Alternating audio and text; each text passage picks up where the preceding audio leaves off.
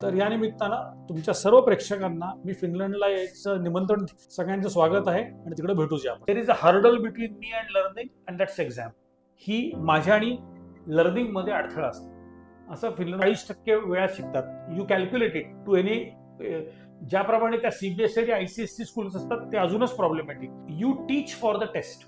आमचा ॲव्हरेज मुलगा ला मॅथमॅटिक्सचा पेपर द्यायचा असेल तर 6 तास वेळ असतो एक एक्झाम, आणि त्या 6 तासामध्ये 6 प्रश्न असतात. आणि परीक्षा पद्धती ही ती विचार करायला थांबवते. आता विचार करू नका, जे प्रश्नोत्तर ते पाठ करा, घोका आणि ओका. खरं फिनलंडला स्वतःचं माहिती होतं की माझ्याकडे स्वतःच्या काय स्ट्रेंथ आहे.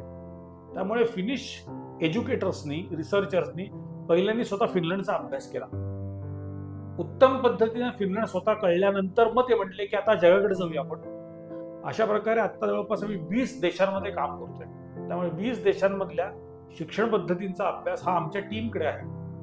ते गेम्स खेळून त्यांना मॅथमॅटिक्सच्या इयत्ता 1ली पासून 7वी पर्यंतच्या बेसिक कॉन्सेप्ट त्यांना माहिती आहेत. त्या पद्धतीने ते इंग्लिश पण शिकवतात. ज्या विद्यार्थी ज्या पद्धतीने शिकतोय त्याच्याबद्दलचा उत्तम अनालिसिस करणारा जो एक्सपर्ट आहे तो म्हणजे शिक्षक असायला पाहिजे. सो करिक्युलम आणि सिलेबस यातला खूप मोठा फरक आहे. ते म्हणजे आज मी तिला आम्ही एनईपी मॉडेल स्कूल असा आमचा प्रोग्राम आहे. त्याच्याकरता अॅक्रेडिटेशन करणे, त्याच्याकरता गायडन्स देणे.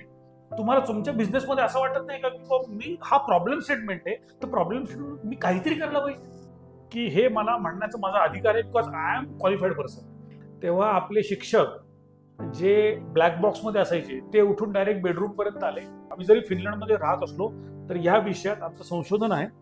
भारताने जगाला अजून एक दिलेली सगळ्यात उत्तम टीचिंग मेथड. स्टुडंट याचा जो मूळ लॅटिन शब्द आहे, ज्याला एटिमॉलॉजिकल मिनिंग म्हणतात, त्याचा शब्द आहे स्टुडेरे. स्टुडेरे म्हणजे पेन्स टेकिंग एफर्ट. त्याला आपण पक्ष आणि प्रतिपक्ष असं म्हणतो. वा, आपण जर या उपक्रमामध्ये सामील होऊ इच्छिता, प्लीज कॉमेंट पॉझिटिव्हली. फिनलंडमध्ये येऊन आमच्या इथल्या शाळा बघायच्या असतील